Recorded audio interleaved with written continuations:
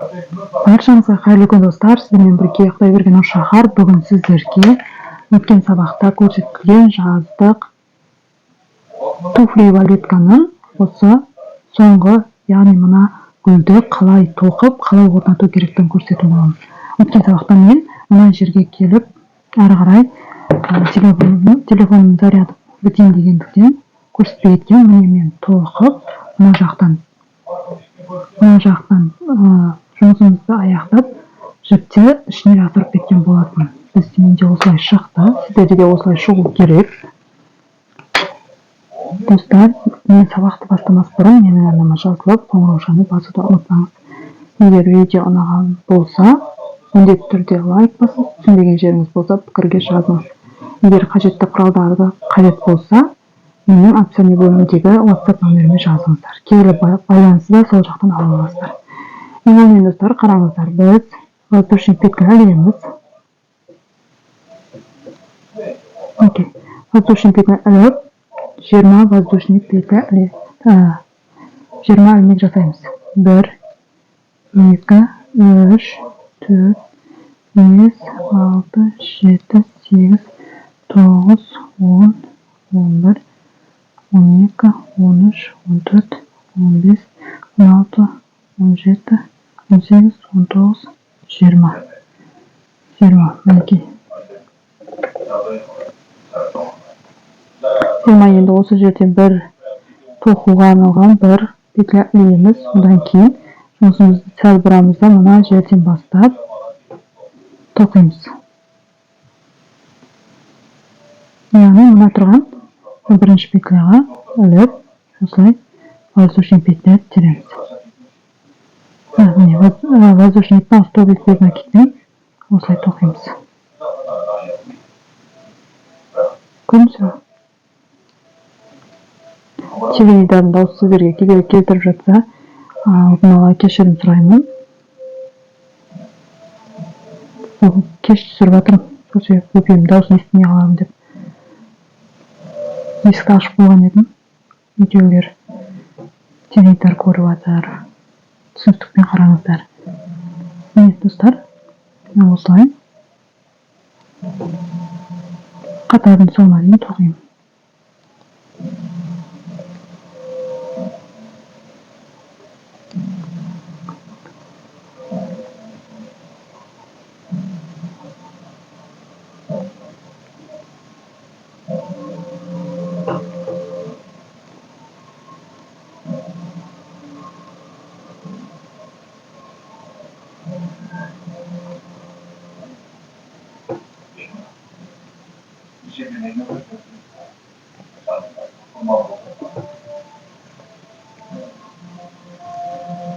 Достар, мен соңына келдім. Енді ең соңғысын әліп тоқып жатырмын. Енді осы жерден бір воздушный петля тереміз. Жұмысымызды кері бұрып, бірінші тұрған ілмектен бастап, столбик без накид тоқимыз.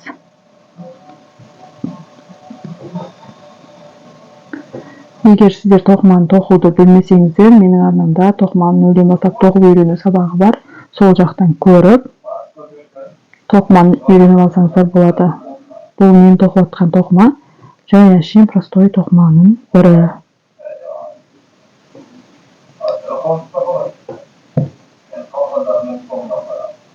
Мінекей көрдіңіздер достар, бізде осылай шығады. Міне, осылай шығып жатыр. Мынау бізде екі қатар болды. Екі қатар, бір қатар, екінші қатар. Бәрі осылай достар. Ешқандай өзгеріссіз 20 петля қылып, үстіне тоқып, осыдан кейін, міне бір екі тоқыдым, енді 10 тоқып аламыз. Дәл солай 10-ға дейін тоқып алыңыздар. Мен оны камерасы тоқитын боламын.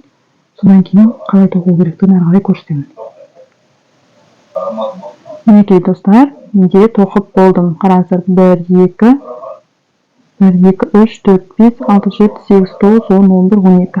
Былай қараңыздар, бөлек бөлшектерге бөлініп тұр. Көрдіңіздер ғой? 1, 2, 3, 4, 5, 6. 6 бөлікке бөлініп тұр, иә? Енді достар, осы жерден қараңыздар. Бізде шетін тоқимыз. Ол үшін бір ilmek ілеміз. Содан кейін жанындағы біз былай төрт бұрыштың тоқышамыз ғой. Ол үшін достар қараңыздар. Міне. Бізде қараңыздар жандай өрнек салынған ғой. Дөңгелек өрнек салынған, дәл соны саламыз. Осылай ілеміз да, көк жоғымызды осылай бұрамыз, айналдырып алып келеміз да. Осылай. Көрдіңіз ғой? Айналдырып алып келіп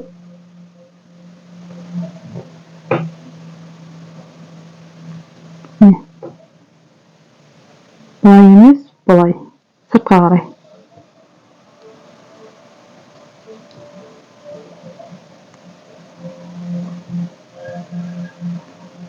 Сыртқа қарай айналдырып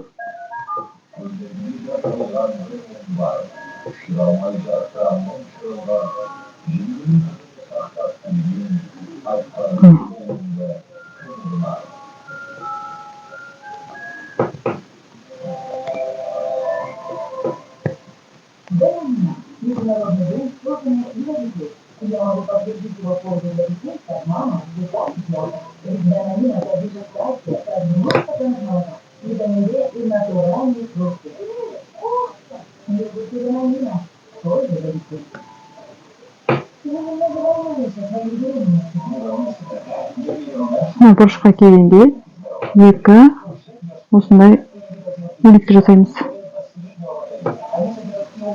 Біреуін ендегі қабырғасына, біреуін ұзындығындағы қабырғасына.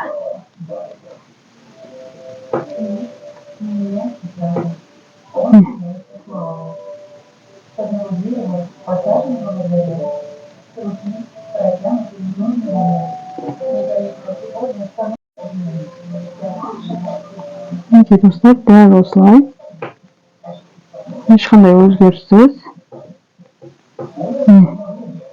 көрсетіп бергендей қатардың соңына дейін тоқышамыз. Яғни мына жерге дейін тоқитын боламыз. Осылай айналдырып алып келіп осы жерге дейін тоқимыз. Мінекей достар, мен осылай дөңгелетіп алып келдім. Қараңыздар, өте әдемі шықты, иә, жанына. Енді мына жерден алып келеміз. Үйдіреміз да, мына жағын.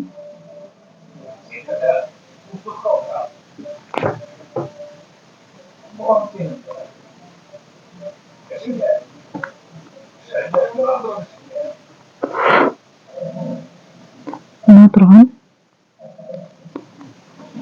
шетті енді жасырып кетеміз.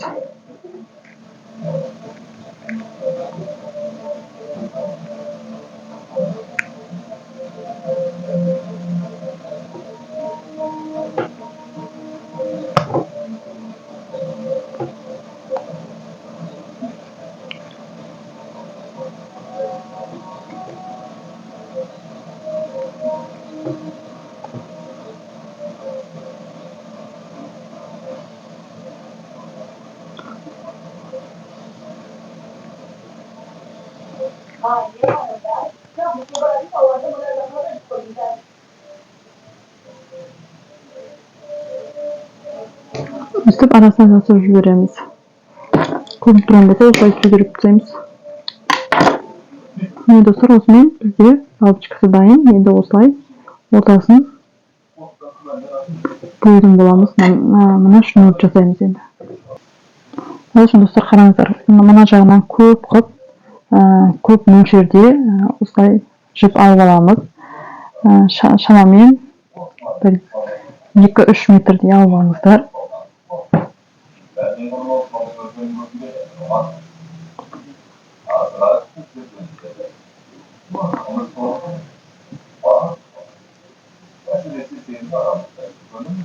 Достар, осылай келіп түйіп бастаймыз да, міне. Енді былай алып, бірге аламыз, иә.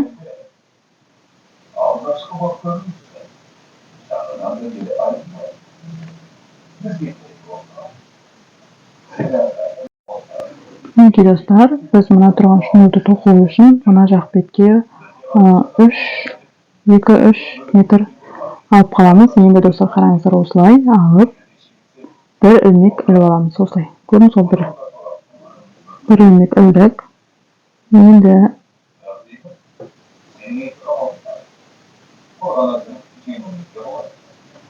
Endi qarаңыздар. Mine bir aldık.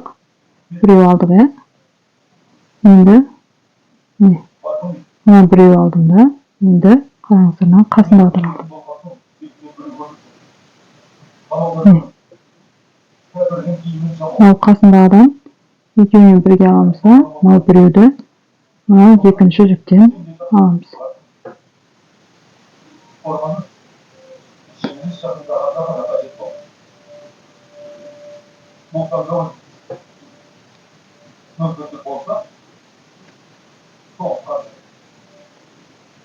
Mine түсініп тұрсыздар ғой, мынау бірінші жүктен екеуін бірге аламыз да, мынау біріншіден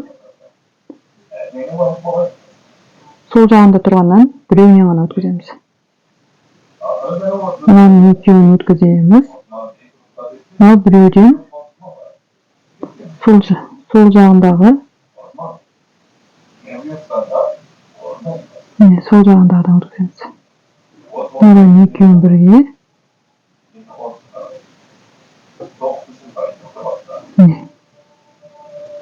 көрдіңіздер ғой, мынаудан екеуін бірге мынау сол жағынан біреу сол жағынан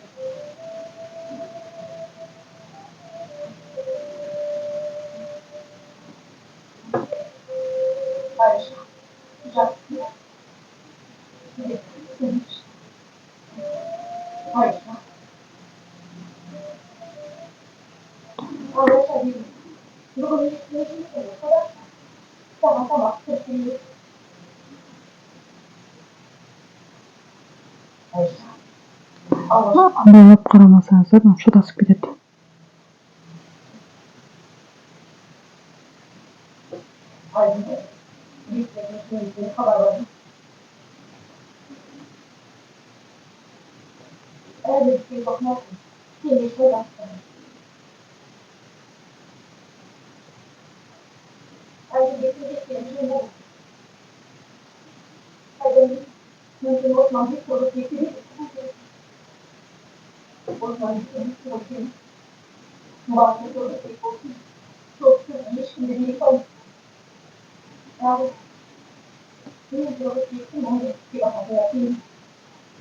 Достар, дәл осылайынан 30 петля теріп алыңыздар. Неге достар, мен 30 петля тердім. Бізде терген кезде осылайша көрдіңіздер ме? Демек кәдімгі шнур шықты ғой. Осылай шығу керексіз бәтеде. Енді достар, қараңыздар, осы жерден біз осылай екеуін де осылай бекітіп аламыз да. Тағы да бір рет осылай шығарамыз. Шығарып келеміз, сәл осылай ұзақтау қыламыз. Ұзақтау қылып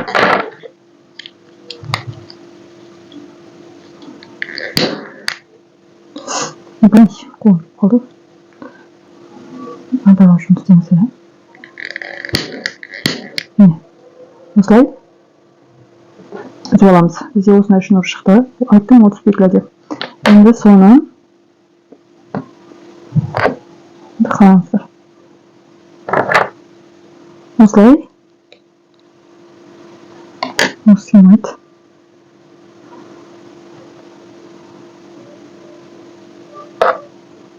Осылай ішіне кіргізіп алыңыздар.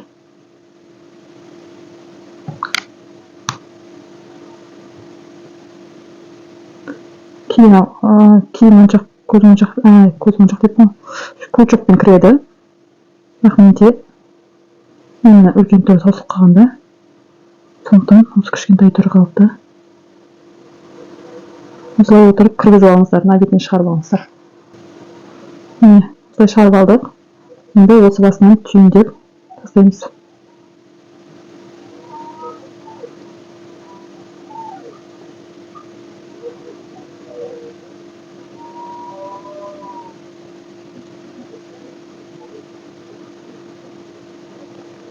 Мына жақтан жақын түйіңіздер.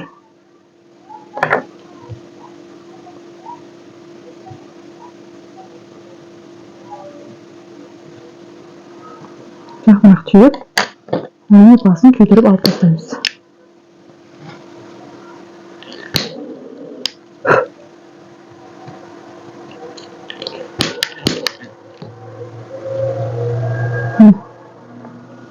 Енді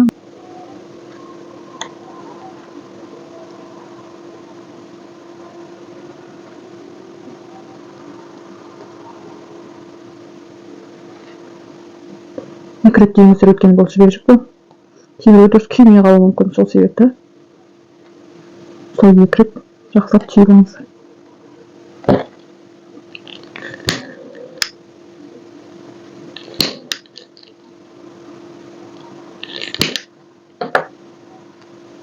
Достар, біз осылай шыны шықты. Енді осыны қараңыздар, міне. Көрдіңіздер ғой? Ортасын қалдырамыз, екі жағын алды қарай иіп. Міне. Бірінші осылай артқа апарамыз. Арттан айналдырып алып келеміз да.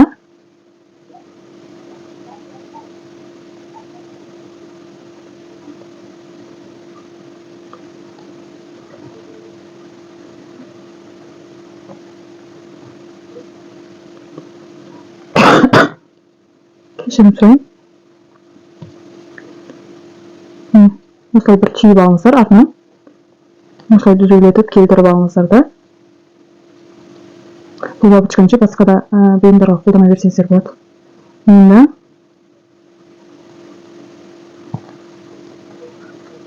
осылай түйемізді осылай қоя саламыз. Көрдіңіздер ғой? Бізде осы бұйым шықты. Енді мен мынаны былай қоюым керек, өйткені кейін былай.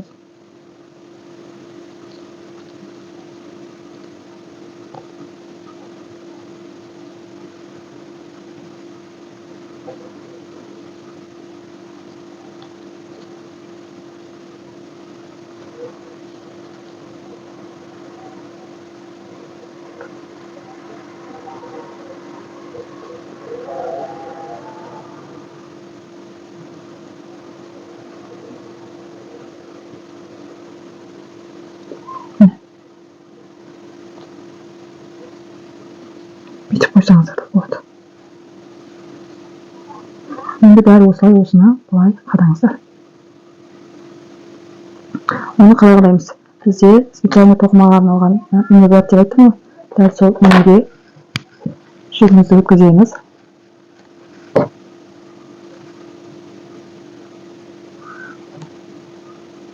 Мен өзім осындай тесігі үлкен мекеме сабақтап алдым. Осылай.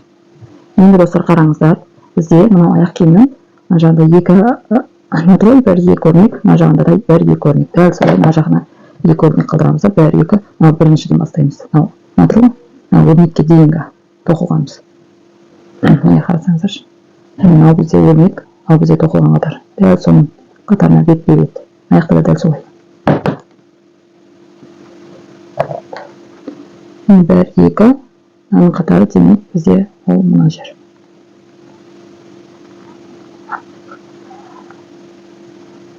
Бірінші шығып кетпес үшін достар, қараңыздар.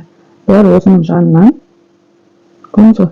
Бәрі соның жанынан кіргізіңізде, мына жіптің ортасынан өткізіп шығарыңыз. Міне, сол кезде бізде шығып кетеді деген проблема болмайды. Енді мына жерден өткізіп, мына дауысын қарылып қалқайды. Бәрі осылай. Бәрі осылай орнатамыз. Ең бірінші бұрышынан бір қыс іліп аламыз. Мына жерден төрт бұрышынан іліп аламыз да, орталарынан екеуден ортасына бір реттен іліп қоямыз.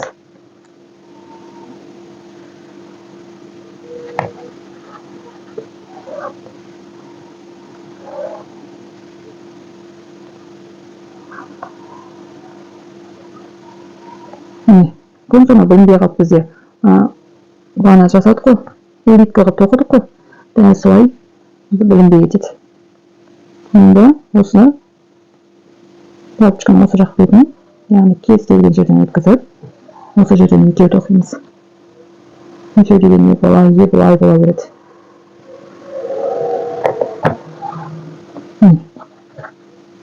енді мына жақтан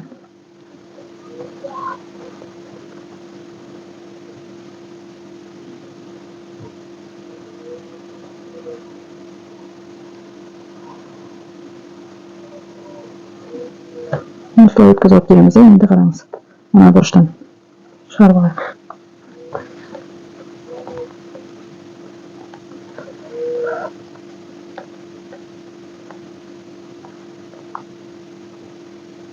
Бүйтіп астынан ойласаңыздар да болады. Неше түрлісін көрсете берейін да сіздерге. Соның ішіне біреуін іліп тоқып шығыңыздар. Салыстырмаңыз, өздерің емес болып қалмасын. Ондай иіліп тұрады ғой енді. Осында былай тұрады. Мына жерден шығарамыздар, қараңыздаршы енді. Осы жерде біздің төмен қарайды ғой. Мына жерден шығарамыз ғой, ортаға қарай шығарыңыздар. Ортаға қарай бір өткізіп алыңыздар, бүйтіп арасынан ше. Өйткені аяқ киімді киген кезде адам аяғы ілініп қалмау керек, сол себепті осылай арасынан өткізіп отырып ше. Бізде тоқыманың арнайы жүріп, ана ілініп қалмайды. Ұштары секініп ілініп қалады жіптер, кәдімгі ілініп тіксең, тоқыма жіптің тоқыманың бір плюсы ол өйтіп ілінбейді. Енді қараңыздар, мына жерде мынау салақтап нетіп тұрады ондай. Бос болып тұрады, сол бос болып тұрмас үшін осылай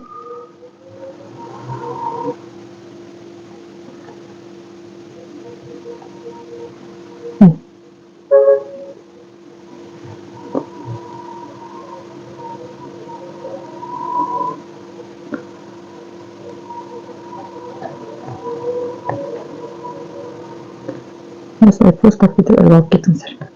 Іліп қоясыз. Мына жаққа енді.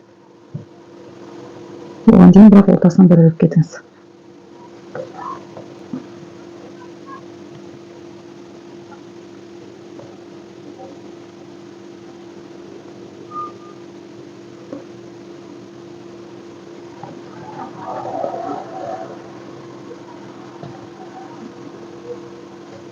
Сондай жіп бой көрінбей кетеді демеңіздер.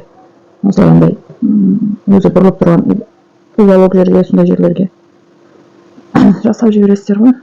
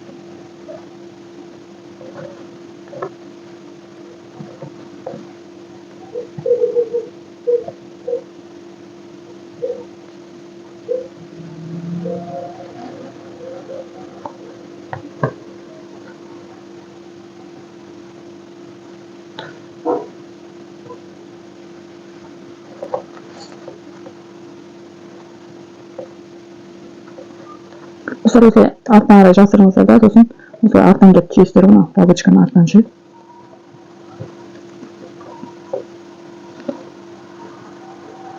Міне бір түйдім. Қараңыз. Екінші түйдім. достар, осылай мына жағына барыңыздар да осылай әкеп тартып мына жағынан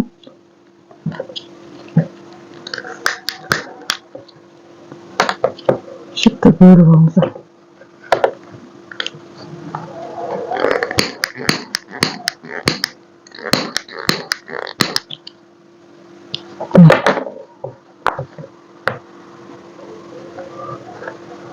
Мына жағы сәл қисық болып кетті енді.